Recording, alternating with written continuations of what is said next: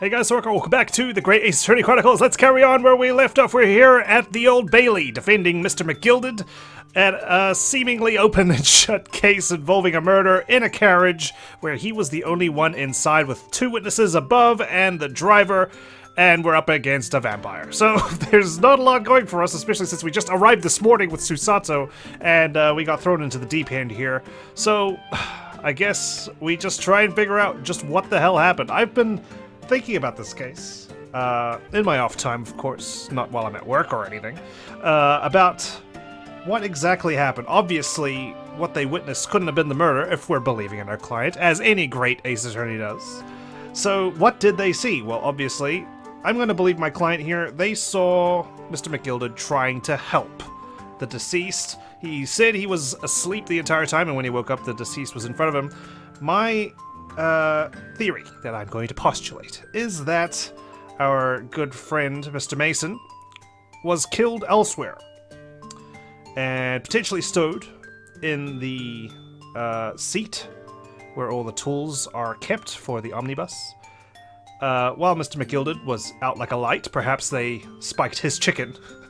They transported the body out, plopped him on the seat opposite, somehow without anyone noticing. And that's as far as I've gotten. So there's that. In summary, I don't believe the omnibus is the actual crime scene. Of course, we'll see. I could be way off base here, or I could be 100% right. Well, I don't know. We'll see. Usually I'm 100% wrong, except for that meat thing. Anyway, I could help myself a lot by giving that omnibus a thorough examination, seeing as it's here, which we've already done. Thank you, Ryunosuke. Let us continue with proceedings, then. Your cross-examination, counsel. Pray don't expect this Nipponese stray to understand the intricacies of a British court's cross-examination rights. I am praying, as you can see. I just said amen. Alright, my first cross-examination in a British court. I was about to do woosah, that's not exactly woosah. Focus, Ryunosuke, focus. Here we go. Our first cross-examination with 3 witnesses. Up against Baroque Van Zeeks. What the witnesses saw. It was the last bus of the evening, so I had a few customers. I remember it well. Alright, well, I think we're gonna need to press every statement here. Nothing really jumped out at me in terms of the court record contradicting their testimony. Hold it! Let's start with Mr. Beppo. Yes, I think it was sometime after 10, wasn't it? Oh, yes, sir, that's right, sir. Yes. Ever so cold it was, sir. Freezing, in fact. Like it is now. You're the only one with your breath visible. We can also, of course, examine our witnesses on the stand. I almost said suspects, like we're in a police lineup. So we got Lady First's hat constantly slipping off. I feel like that could be a tell. If it suddenly just stays on, maybe.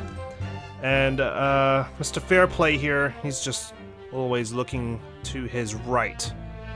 Right, well, let's see what else Mr. Beppo has to say. And you had 4 passengers on board at the time. Is that correct? Yes, that's right, sir. Not all traveling in the same parts of the bus, of course, though. No. And there were no other passengers when the incident took place? No one alighted, for example? You're quite right with that, sir. No other passengers like that? No, none. Any changes? We might get a sound cue when it happens, so let's keep our ears open on that front. So nobody fled the scene of the crime then? I have to say, the boss insists on it running, he does. Every evening, that last bus of the day. Right. But I do wonder sometimes if it's altogether worthwhile. Yes, sorry to say. So it's a pretty freezing night, and yet we have 2 gentlemen here happily taking their seat on the roof when there should be space in the carriage below, no? Like, it should be able to house at least 4 people. What do you mean by that? Well, what with it being so cold and everything, and only making 20 pence on the run, you see? Yes, I spend that much at the pub on the way home, just trying to warm up again. Yeah, well, it seems like your employer doesn't really care about you as a worker, just that you drum up business. That's the capitalism way. As early as the beginning of the 20th century, it seems. The victim and the man accused of killing him were sat next to each other inside the bus. Ah, okay, sorry. I've had it all wrong. I thought they were sitting opposite each other, but they were sitting beside each other. Sorry about the voices. It's hard to keep track of. I mean, there's only so many variations of a British accent that I can do, and we've got like 3 on the stand right here. Hold it! Let's press. And you saw them through the skylight and the roof of the carriage? That's right. When you sit up on the top deck, the window's right there at your feet. Yes, we did examine it. As so. There was a lamp on inside, so I had a pretty good view. So this is how they were seated. The 2 of them were wearing hats, and I couldn't exactly make out their faces. Right, we did see that in the photographic print, which came in color, mind you, which is excellent. So apparently the hat was obscuring his face. Not in this photographic print, but certainly if you were looking from above, it would be. We obviously don't have this as a picture. This is just for our reference, I guess. So he stabbed him in the chest. And if it was on his right glove, he would have had to reach over across his vest to do so. But there's not a shred of doubt in my mind that it was Mr. McGilted. Right. You can't see his face, though. How can you be so sure? I like that we have our confident disc slam right from the get-go here. Well, how can I put it politely? McGilted is a gentleman of rather small stature. I see. So he's a shorty. I couldn't have mistaken him for anyone else. Let's not forget that when the vehicle came to a halt, the only people inside the enclosed cabin were the deceased Mr. Mason and Mr. McGilted.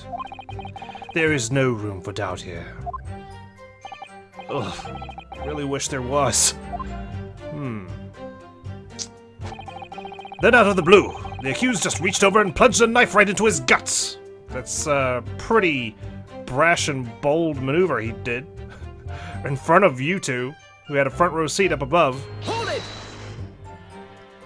You actually saw the exact moment it happened? Didn't I already testify to that?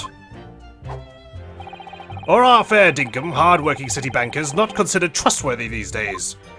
Oh, no. I didn't mean that. I didn't mean to question your occupation, sir. This is no good. I've really got his back up. Perhaps you could just tell us what you saw in a little more detail, if that's... My lord. Juror number 3. What's the meaning of this? Since when could jurors interrupt the court proceedings? My mind is made up, my lord. Completely and utterly made up. Made up about what?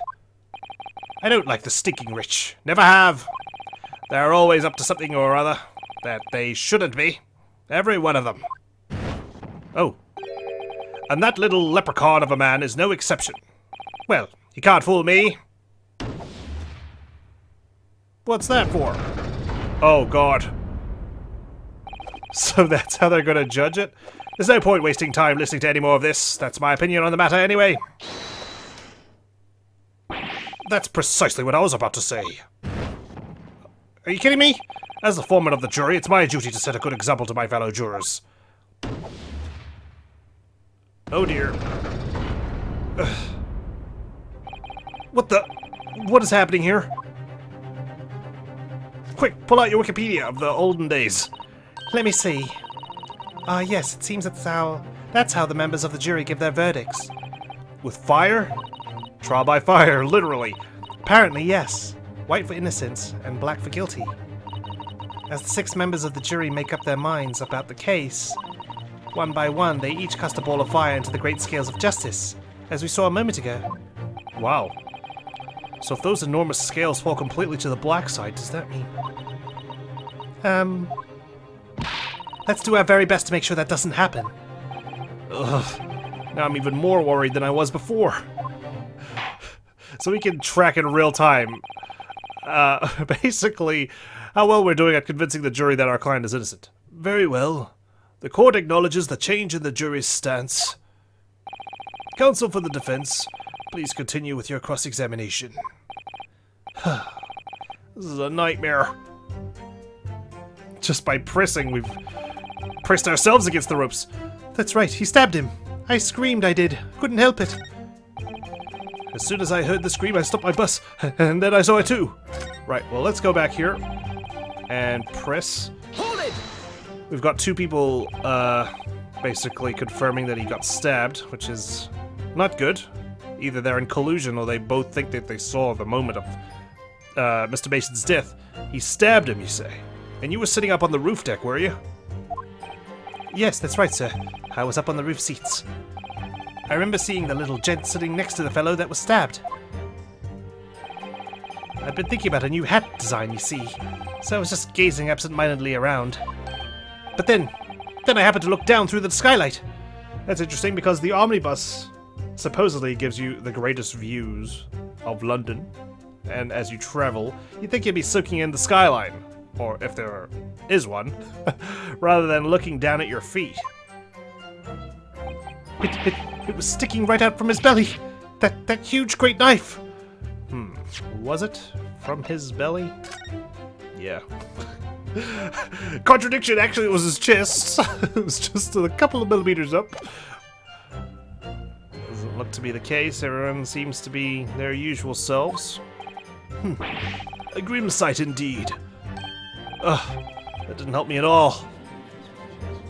Oh great, they're deliberating amongst themselves.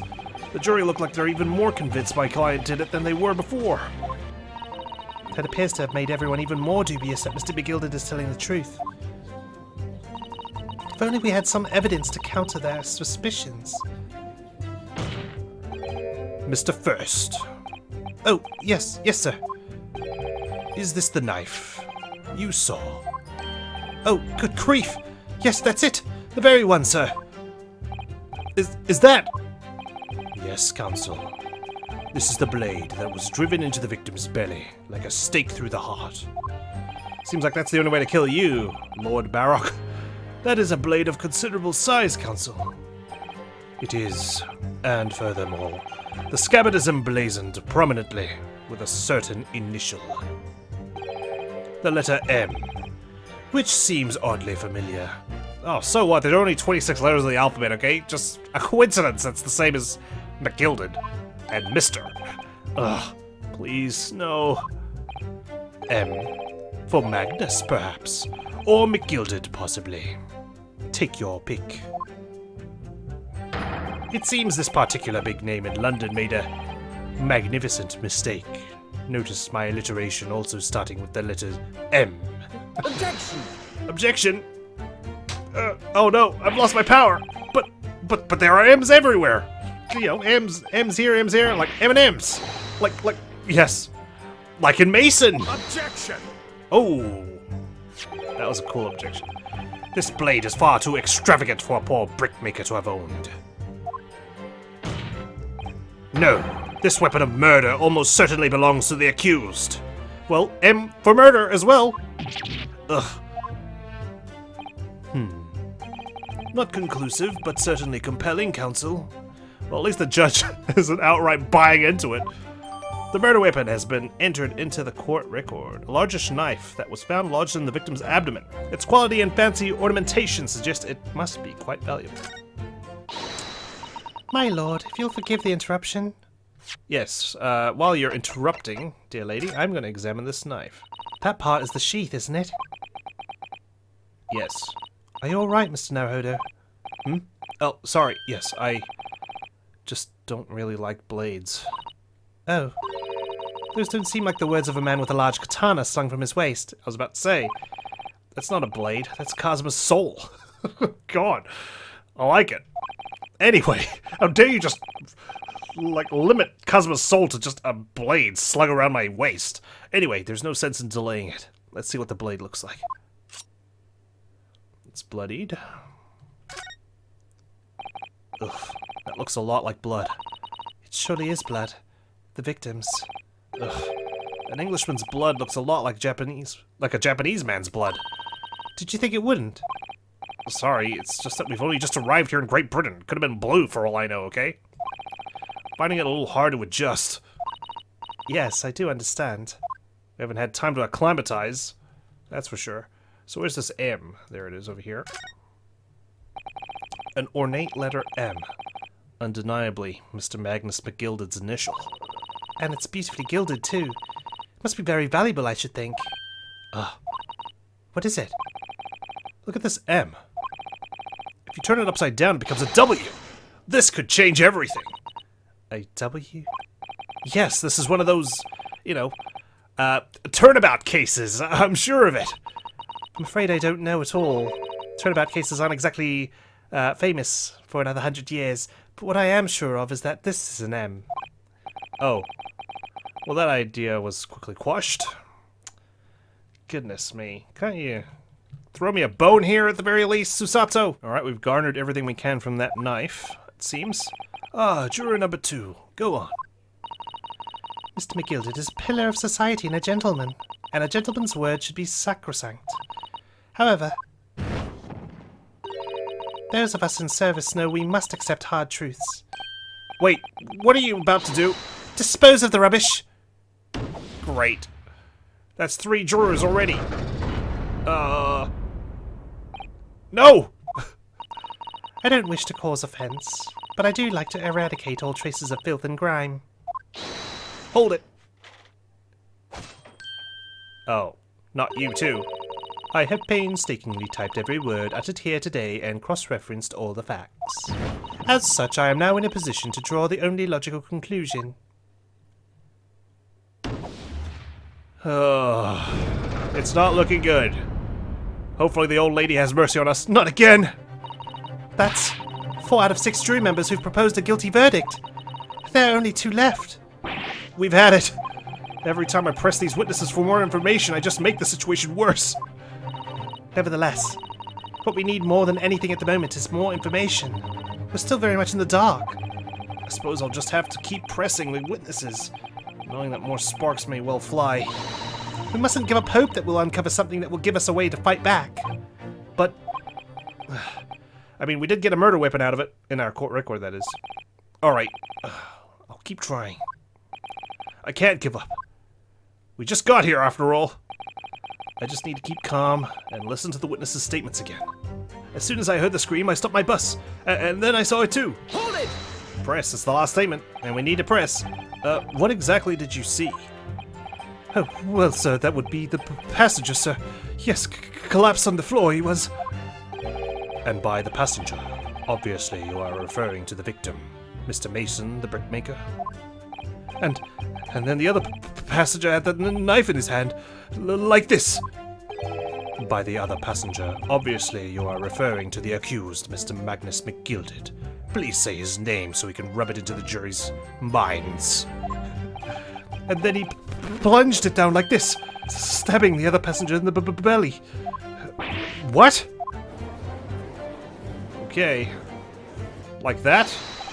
My lord, I wish to speak. Yes, juror number 5, do I take it that you too?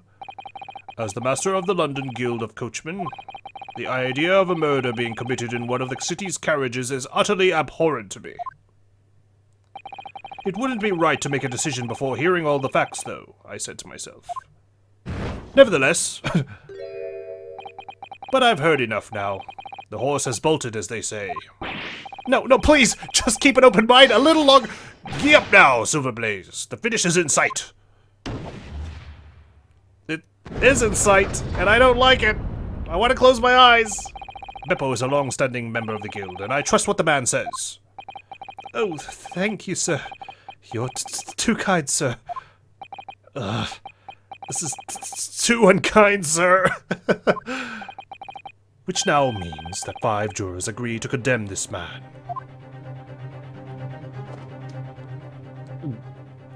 Just keep knitting away, madam. Please. Please don't knit a noose. Madam Juror number 6. Yes, dear. What can I do for you? You have heard the testimonies of the witnesses in this stand? Oh yes, I certainly have. Still got my heart. Still got my hearing, you know.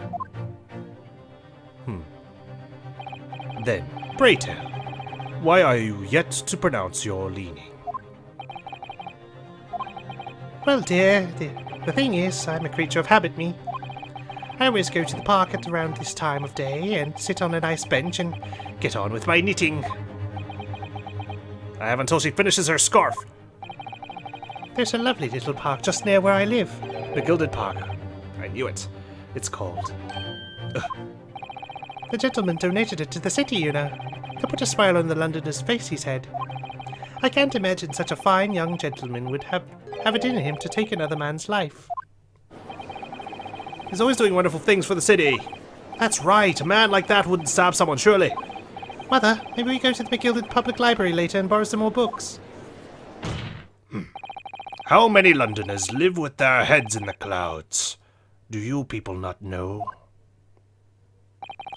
What kind of a man Magnus McGilded really is? What kind of a man is he? The philanthropist, Magnus McGilded, has enough wealth to purchase the entire city he claims to value so highly. But where did all that wealth come from? Your client is a Shylock, sir, and one with the very darkest of souls. Hey, Dark Souls, I play that game. What? Stone the Crows? I thought you had your hearing. McGilded lends money at extortionate rates of interest, so his victims have no hope of repaying him. So he's a loan shark. When they default, he takes possession of everything they own. He is a vulture that preys on the weak. I've never heard any mention of that before. Uh-oh, he's attacking his character, and that's going to basically nudge juror number 6 into nudging the scales against us once and for all.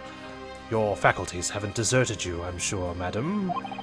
So has this thought not crossed your mind? Would a man wealthy enough to buy London in its entirety not have a carriage of his own? What possible reason could this man have had to make use of a public omnibus service? That is true. Shouldn't he have private transportation? Why catch an omnibus? You're not saying that. The victim, a poor brickmaker, had next to nothing to his name, save considerable financial liability. It will come as no surprise that his creditor was the accused Magnus McGilded. Well, even if this was true, why would he commit a murder in such a public setting? In a place where only he could possibly be the murderer. I could picture it like if he was at the train station where there's multiple people, he could have just stabbed him like a stack kill in Among Us and ran away, or hid amongst the crowd, you know? But if you're gonna kill him where you're the only possible person present at the crime scene, well, it just seems a bit far-fetched, wouldn't you agree? Maybe you could argue that he's that arrogant that he thinks he can get away with murder. I doubt that. But let it all be known that the very day Mr. Mason was killed was the final repayment date for his debts. Good gracious! The brickmaker was destitute. He had lost his house. He had not a shilling with which to repay his debts. And in the end, this pitiful soul had the very last thing he owned taken from him: his life. By the merciless philanthropist pretender, Magnus McGilded. I don't believe it. This is not good. Hold it! Oh, Susato. If I might add something briefly. Miss Susato? You claim that the victim had been lent money by Mr. McGilded. But where's the evidence to support your claim? I could use something else in the court record right about now. Is that blood? Is it? Tell me. Careful you don't stain your glove or your cravat. Pray forgive the discourtesy of filling my hallowed chalice in a court of law. There it is, Lord Van Zeek's hallowed chalice. Uh-oh. What does that mean? Someone inform me. I'm ignorant. How could this be considered acceptable? But I find myself in unexpectedly good humor. I had heard ladies from the Far East could show great courage, but I didn't expect to experience it myself. Oh, as judicial assistant to the defense, I'm simply doing my job. Are you flirting with my judicial assistant there? What a pity that your display of courage is in vain. This is the debtor's ledger. which details all monies loaned by the accused. You will find the victim's name clearly recorded inside. Oh. I wonder what other names are in there. Allow me to present this ledger as evidence. Bottoms up, and pray forgive the discourtesy of raising my chalice in a toast to the enigmatic East at the same time. A marvelous toast, Counsel. I will gladly accept this new evidence. The debtor's ledger has been entered into the court record, a catalog of people who had borrowed money from the defendant at a high rate of interest. It includes the victim, who owed 20 guineas. Uh-oh. Ah, yes, 20 guineas. The victim owed a considerable sum. Did he now? Let's see for ourselves. This portfolio must contain all sorts of secrets of London's gentry. Oh dear. Do you really think we ought to look inside? Well, it's not as though we know any of London's gentry personally, is it? Apart from our great detective friend, perhaps. Actually, I wonder. I assure you, we will not find Mr. Sholmes' name inside. Well, let's see what we find.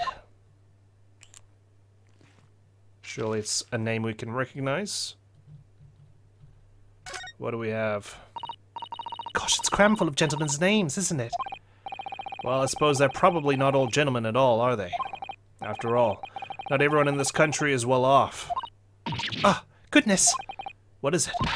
Look at this! Do you see this name here? Bruce Fairplay. Haha. Should that mean something to me? It does sound strangely familiar, actually. Could it be that he's one of the people on the stand? I don't quite know. I don't quite remember. All these British names sound the same to me. Bruce Fairplay! The witness testifying at this very moment! Oh, yes. Oh, of course, the banker. Why is his name in here? Oh, he borrowed 20 guineas, did he? And look, the repayment date is fast approaching. It's possible that this is just a coincidence, of course. But this could be very useful information. He could be trying to get Mr. McGilded found guilty so he doesn't have to repay his debt. Unfortunately, it could come at the cost of his life. The details of the debtor's ledger. Among the defendant's list of debtors is Bruce Fairplay, who had been due to repay his loan imminently. Good to know. Someone might have motive to lie on the stand. And the accused made quite certain he had ample recompense. Well, it would seem I've had the wool pulled over my eyes. Regrettably, madam, that is the modus operandi of the accused. And it's such a pretty little park, too. What a scoundrel! Uh-oh! No! Stop! Stop it at once! Still, maybe it's all for the best. Wait a minute! Let's think about this a little more. I don't stand for nonsense. Ah, there it goes!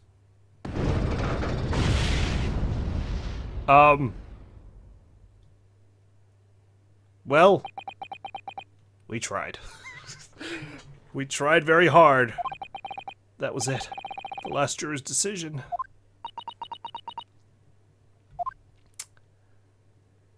Now what? Do we get to appeal? According to this Encyclopedia of British Law, when all members of the jury have concluded that the defendant is guilty, court proceedings are suspended, and the presiding judge will deliver the final verdict and sentence. That's what it says here.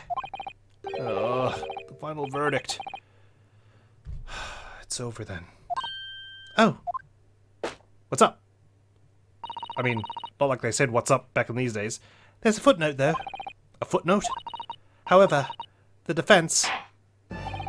All 6 members of the jury are now in agreement in this case.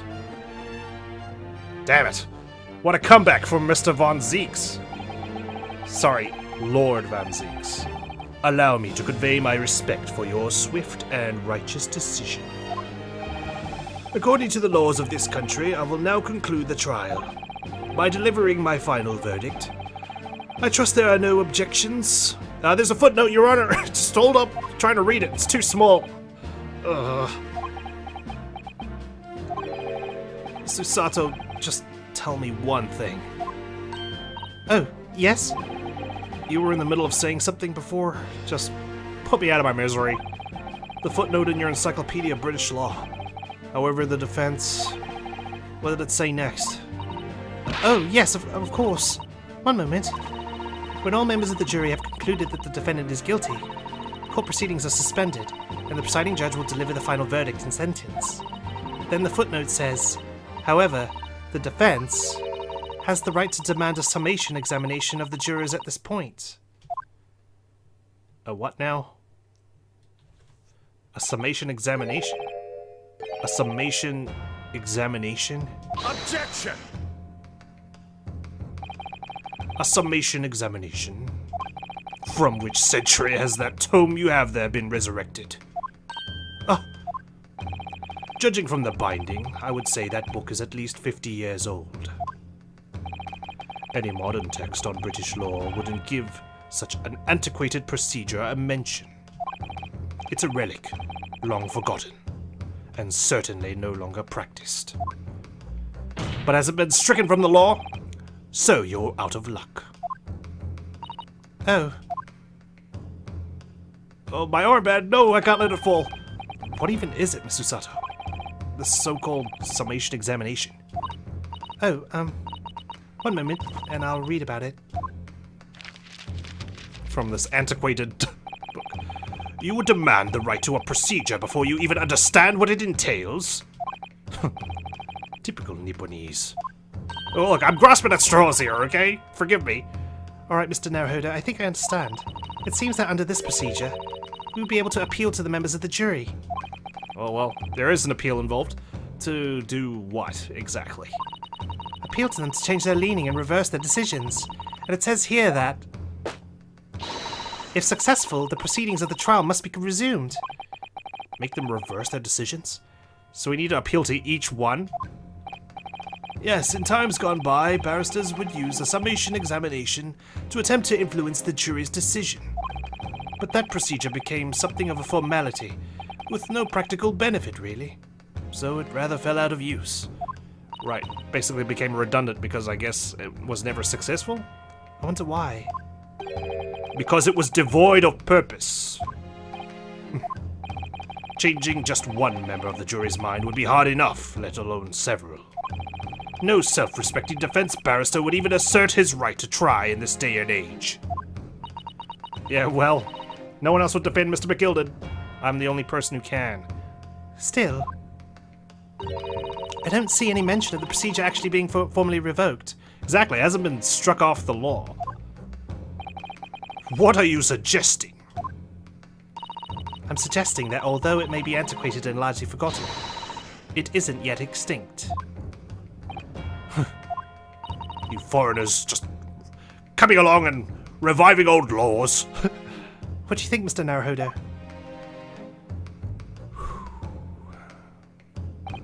The summation examination? Our last possible option. Do we assert our right to carry it out or admit defeat? Assert our right, of course. A defense lawyer never gives up. The defense wishes to assert its right to a summation examination, my lord. Objection! London is the capital city of the most powerful nation on earth. We have a duty to the world to exemplify the very highest standards of judicial procedure. Summation examinations are an embarrassment that should remain buried. Objection! My objection is just so wimpy compared to Van Zeek's. But if it's our right, it's our right. I believe it could prove vital in this trial. The defense's petition is perfectly valid. The court will proceed with the summation examination. Thank you, Judge. This is madness. Foreman, are you and the remainder of the jury ready? There's more to this trial. Yeah. Well, I'm not. There was no mention of this in the letter I received, you see, so. All members of the jury will be asked to explain on what grounds they have reached their decision. On what grounds? You must all justify your decisions and explain why you believe the defendant to be guilty. Well, I can already tell you that I think it's juror number 3. He had a hatred for bankers. So, and we've established that Mr. McGilded's not a banker per se, he's a loan shark. Bruce Fairplay is the banker. Well, my lord, you're rather putting us on the spot. This is most irregular. No mention was made of this before. I don't really hold with all this justifying lark. That seems to have thrown the jurors off. It seems none of them have experienced this before. Alright then. The Summation Examination. A defense procedure no practicing lawyer has attempted for years, is it? Well, just maybe. I mean, Van Zeeks hasn't practiced prosecution in years, and here he is, about to win the day. It might be the opportunity we've been looking for, to turn this trial around. I'm excited! I like new mechanics, I gotta say. So be it then, ladies and gentlemen of the jury, the court hereby calls upon you to state the grounds on which you find the defendant, Magnus McGilded, guilty of this most serious crime. Thank you, Santa Claus. Judicial findings. The jurors' contentions. There was no one else inside the carriage at the time, so it has to have been him. I trust the driver. He has an excellent memory, it seems. 4 passengers with fares totaling 20 pence. He stuck the chap next to him just like this. Brazen, I must say. Absolutely brazen. I mean, he's got the pose right at the very least. That's how he would have had to have done it. I have simply typed and collated all the statements made thus far and drawn the logical conclusion. You can trust the guild. Fair fares is our motto. We haven't raised prices above 4 pence in 4 years. Really? Well, I know math. 4 pence for 4 people is 16. The scoundrel stabbing that poor man on the floor. It beggars belief. Alright, we've already found an inconsistency here. I'm starting to wish I hadn't pushed for this now. Some of the jurors don't seem to have wonderfully formed arguments, though, do they? Well, let's see what we can do. We need to get these 6 people to change their minds. I'll have to throw everything I can at them, and use some very persuasive language. Just a moment, Mr. Naruhodo. What's up? According to my book, that's not quite how it works. Oh? I thought I was going to have to thaw their icy minds with some heartwarming rhetoric about the defendant. Fortunately, once the jurors have decided the defendant is guilty, they're unlikely to heed anything the defense says. But then what's the point? They've reached their conclusions by their own reasoning, you see. Your pleas will sound like excuses. In fact, it could recoil on you. The more you try to persuade them, the more entrenched they may become. Then what on earth am I supposed to do? Oh dear. I'm just citing what I've read about British law, Mr. Naruhodo. Please don't yell at me. I'm sorry. Right, I'm sorry. Do you have any idea how to make this work then? Well, from what I can understand, I should probably just keep this book on the table rather than constantly putting it up my sleeve. At this point, the key to this procedure is just using the jurors' own words to make your arguments. What do you mean? Well, the 6 members of the jury are randomly selected members of the public. They may appear to present a united front, but the truth is, they're complete strangers who just happen to find themselves here in the courtroom together. And that's the way to break them down, you mean? Yes, exactly. They're not a hive mind, they aren't working together, they're not cooperating. They all have their own thoughts and opinions, and we can use that against them. We can make them fight amongst themselves. Deliberate, as you will. That's the whole point of a jury, right? We must listen very carefully to what each member of the jury says, and see if we can identify any contradictory statements. If we can, we then contrast the statements and pit the corresponding jurors against each other. Which I already know which ones we're targeting here. I see. So it's contradictions in what 2 or more jurors say that we're looking for. In a way, then, this is similar to a regular cross-examination. Oh, yes, I suppose you're right. Okay. Find contradictions in their statements, and pit the jurors against one another in order to break them down. Alright. I might be able to pull this off. No, that's not right. 2 slaps! I have to pull this off! Can we stop proceedings, counsel? I would ask you to take the stand for this. I'm expecting a clear and concise rebuttal. Yes, my lord. Okay. Let's try not to threaten them with our sword. The defense's rebuttal. I'm liking the music too. Alright, so we can automatically pit them. What happens if we try to press? Let's just see what happens if we press juror number 1. No, sorry, let's press the people that we want to eventually pit amongst each other. Hold it! So juror number 2, hold it! But does his ability to recall his takings that night really tell us how trustworthy the man is? I manage all his lordship's cash affairs, so I'm very particular when it comes to accounts. I see. A single penny can mean the difference between life and death, after all, can't it? That's a saying in your country? My point is, a man who minds his figures is a man you can trust. Those of us in service would swear to that, sir. Does that bench really need any more polishing? So if the good driver says that he saw Mr. McGilden in the act, I don't doubt him. The only task left to do today is disposing of the rubbish. Now wait a minute.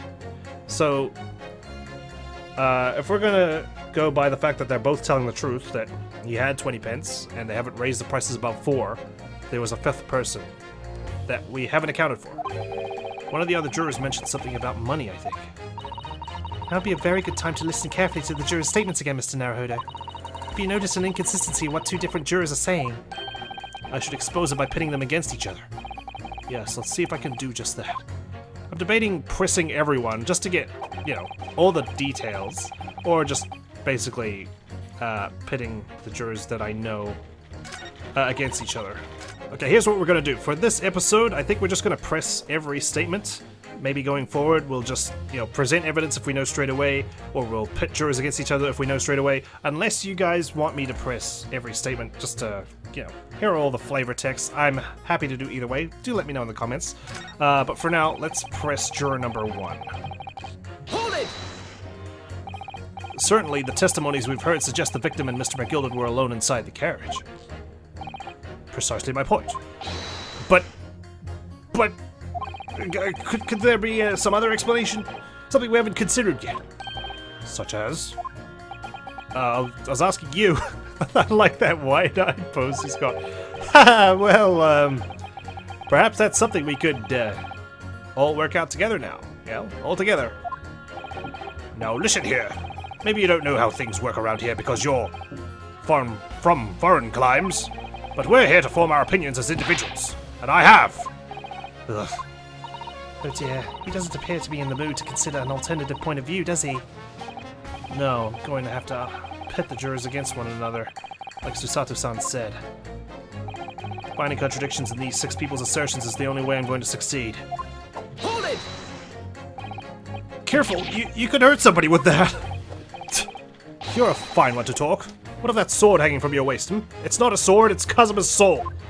No, that's just my battered soul. Oh god.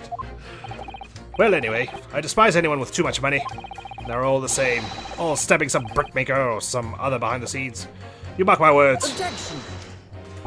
Ugh, that seems very unlikely, doesn't it? Are you mad, man? We know that Small Shorty is a rotten Shylock. Well, yes, that does seem to be the case, but... Mr. Naruhodo, please, be careful what you say. We've already damaged his credibility enough. If he's been trying to squeeze money out of us, less fortunate, then as far as I'm concerned, he's as guilty as sin. The man can hang. Come to think of it, didn't one of the other jurors have something to say about the defendant's underhanded activities? Yes. If you've thought of something, Mr. Naruhodo, don't let it go. Test your theory. Pit the 2 jurors whose statements seem to be contradictory against each other. No time like the present to use R to pit them against each other, or I'll never get anywhere. So it looks like we got more than one. Hold it! Excuse me. Hello? Don't write in there. What have you been doing all this time? What have you been doing all this time? There. I should have thought it was obvious. I am recording everything that takes place as part of these proceedings. And what have you learned from that? For example, at this moment in time, the judge has used his gavel 11 times in total. The prosecution has snorted derisively at your remarks 7 times in total. And, I might add, each time you have gawped like a simpleton. Thank you. And what's the point of that, exactly? So anyway, madam, are you able to explain why you think the defendant is guilty? That is a conclusion I have drawn as a result of the copious notes I have typed. Clearly, but I'm asking you to explain why you've drawn that conclusion. Just why? Please don't distract me. It makes it extremely hard to concentrate on my note-keeping. This is going nowhere. Hold it! That's how much it costs to take the omnibus. 4 pence. That's right. As the guildmaster, I decided to set a policy for all drivers across the city. 1 fare no matter which bus you take or how far you're going. We have to compete with the rise of the motor car, you see. Us coachmen have to make a stand together. Motor cars, you say? Yes, and this murder on one of our buses is extremely damaging to our cause. It's beyond the pale. Yeah, why risk getting murdered when you can travel in your private car and crash instead? It'll lead to a decline in passengers, you mark my words. And it's all that rascal's fault. He has to pay. Is it the crime or his buses he's more worried about? Anyway, every member of my guild is reliable and trustworthy. So if the driver says he saw him do it, that fellow in the dock is as guilty as sin. Twice I've heard that statement. The scoundrel stabbing that poor man on the floor. It beggars belief. Wait, what? Stabbing him on the floor? Hold it! I really think you should stop waving that needle around. You heard what the good coachman said before, didn't you? That hideous man stabbed the poor fellow, just like this. Oh, that is a contradiction. Yes, that is what he said, you're right. Clearly, someone's not paying attention. Maybe you should read Juror 4's notes. McGilded Park is such a lovely little place, too. I've always enjoyed resting my legs there while I get on with my knitting. And I had thought that anyone who donated such a delightful place must be a fine fellow indeed. I suppose I was wrong. Whoever would have thought he was a miserable, murdering moneylender with not a scrap of remorse? Oh, help. She's as sure as she can be that he's guilty now. The old lady certainly seems to know her mind, doesn't she? Okay. So we just need to find 2 jurors with contradictory statements and pit them against each other. Which is so much easier said than done. Is that perhaps what you were just thinking? How did you know? Was it written all over my face, dripping down my cheeks? Well, I took the liberty of doing some research, in case you happen to find yourself in such a situation. Shall I read you what I found out? It's a little long, I'm afraid. Not right now. I think I know what I need to do. If I have to rely on advice right from the start, how will I get on later? No, I need to work this out for myself now. Please stop commentating what's in my head. Is that perhaps what you were just thinking? How did you know? Well, that sort of attitude is most admirable, Mr. Naruhodo. I know what I have to do. Let's listen to those assertions one more time. Right, well, let's start with the one that I identified first. So we're going to pit juror number 2 against juror number 5. There we go. Objection! No turning back. Those 2 statements clearly contradict each other. They do? Explain yourself, counsel. Me? Oh dear, what have I said? I swear on Silver Blaze's maiden name, I haven't the first idea what you're talking about. According to the group testimony we've heard so far. Oh, I love it. I love it. Yes, taking advantage of the 3D models. There were 4 passengers on the omnibus on the night in question, and according to the coachman, Mr. Beppo, he took 20 pence in fares. Quite right. I have those precise details typed neatly here in front of me. And juror number 5 also told us the following. The fare for the omnibus is always 4 pence. That it is, a fair and convenient single price, just the way London's carriages should be operated. But that doesn't add up at all, quite literally. In fact, it leaves a glaring discrepancy in the facts. Why, man, why? 4 passengers paying 4 pence each. If you do the multiplication... It would be 16 pence. Exactly. As I said, it doesn't add up. The figures are different. By 4 pence, in fact. Or precisely 1 person's fare. 1 person's fare? Yes, in other words, on the omnibus that night, it's distinctly possible. There was another passenger we've heard nothing about. Good gracious. Wow, it's thundering outside just as I did this. Talk about real life playing a part. This can't be right. The coachmen of the guild are good, honest men, one and all. Trustworthiness is our watchword. My goodness, that was a big thunder crash right now. The figures your coachman claims most certainly do not add up. Your watchword, good sir, is a fallacy. I beg your pardon. Mr. Guildmaster, I think you ought to consider that if this trial were to end now, the news will surely spread all over London. The news that one of your coachmen tried to hide the fact that he lets nefarious characters ride his omnibus. Oh. Alright then, how do I make it so this miserable trial doesn't end then? Ooh, we're getting there. Well, according to my book here, you simply launch a ball of fire into the innocent side of this set of scales. Now hold your horses there, coachman. We were all in agreement. Why do you have to go and... Wait till I get my hands on you, Beppo! Uh-oh. Alright. His background's changed to white slightly. One juror convinced.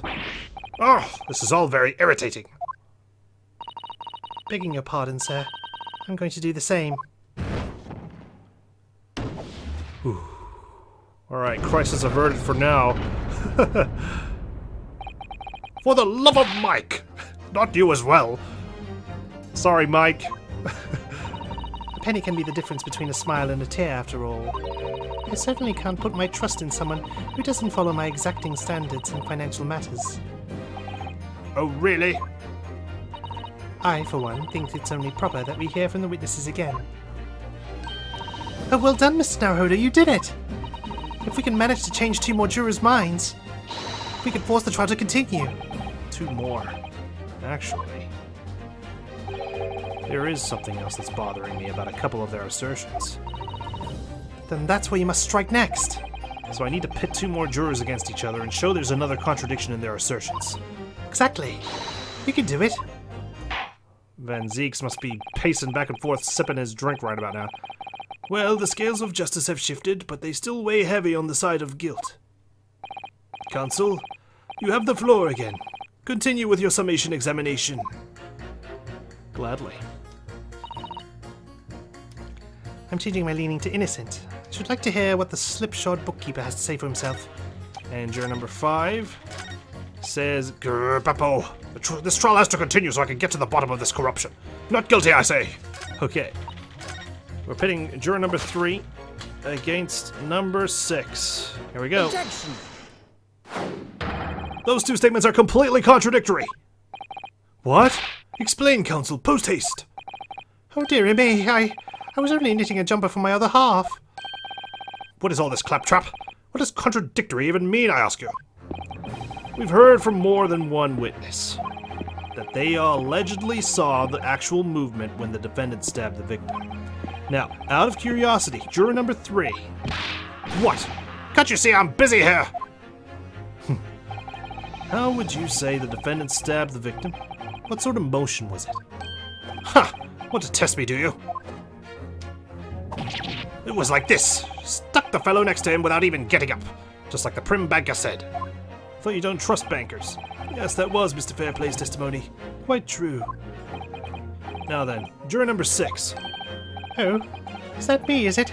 Oh, what can I do you for, young man? How would you say the defendant stabbed the victim, man? Oh, well, dear, as far as I understand it, it was like this. He stabbed the poor man after he had collapsed on the floor. The coachman said so. Now don't move! Take a look at these 2 jurors. He stuck the fellow next to him without even getting up, and he stabbed the poor man after he'd collapsed on the floor. It's kind of like the 3 wise monkeys, except it's the 2 stabbing jurors in this case. Well, I never. They're stabbing in totally different directions. What? Bless my stitches! What a muddle! What this tells us is that there's a strong possibility one of the witnesses isn't telling the truth. Oh. But why? Why the dickens would they lie? I don't know that yet. But what I do know is that if the trial ends at this point, we may never find out. We may never know the real truth. Ladies and gentlemen of the jury, can you really let that happen in all good conscience? Lies, you say? How dare me? Boom. I can't abide people telling me lies.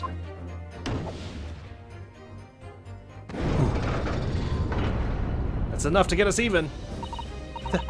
The scales. I don't believe it. Whew. Neither can the crowd. Wait! Now hear this, my fellow jurors. I warn you, you cannot listen to this man. Look at him in his black suit. He's clearly some devious Eastern sorcerer using magic on us all. I'm pretty sure my colored suit is practically the same as yours. If I could use magic, do you really think I'd be putting myself through all this? Answer me this, Doc Jinx. Whoa. Huh? Me? What exactly is the problem? What if two witnesses have slightly different recollections of events? What of it? Let's say the Shylock did stab the victim as he was sat next to him on the omnibus, and this young dandy saw him do it.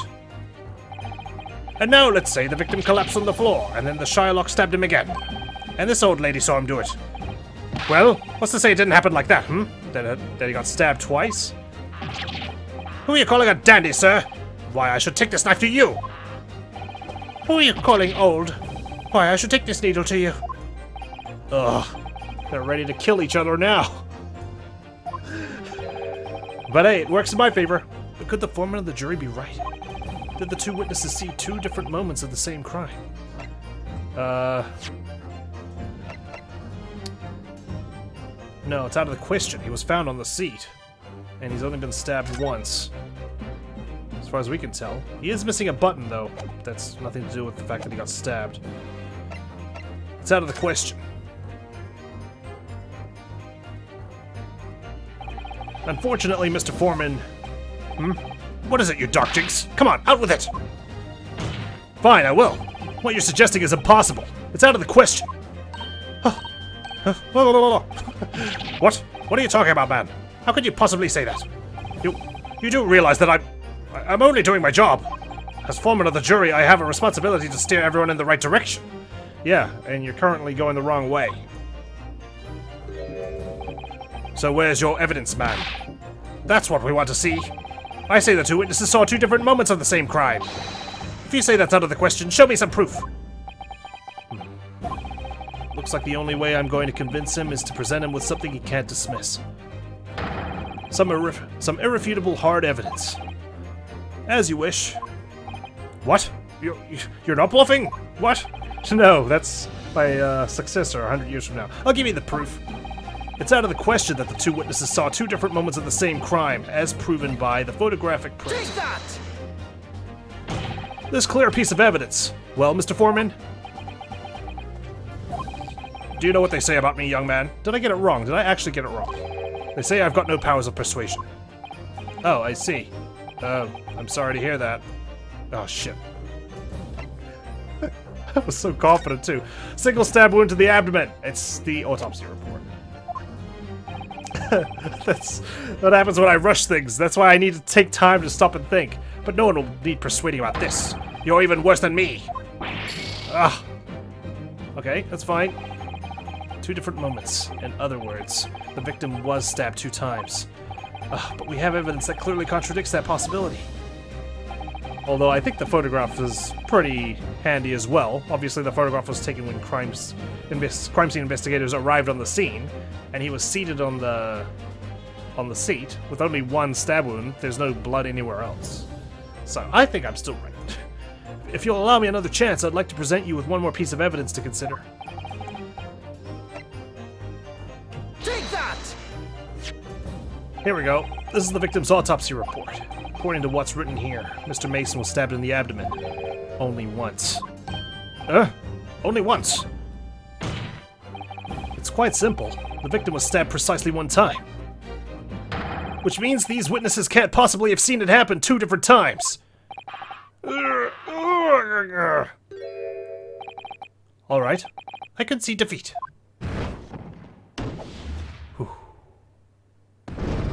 Alright.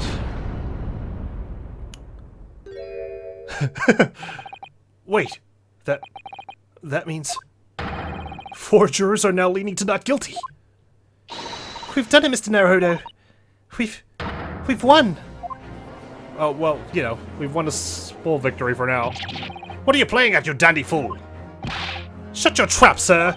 No one deceives me. But we had a consensus. I said shut your trap. I know a liar when I see one. And if the chap ever dares to cross the threshold of my shop, I'll take this razor-sharp blade and shave every last hair off his head. Oh my, okay. Police tell me he's a barber. Well, in a quite remarkable turn of events, the defense's summation examination has flipped the balance of the scales of justice. The jurors now stand at 2 for guilty and 4 for not guilty. Accordingly, there is no longer a large enough majority among the jury for me to adjudicate. Although it shouldn't be a unanimous decision. And the trial must continue. Thank you. I'm here all day.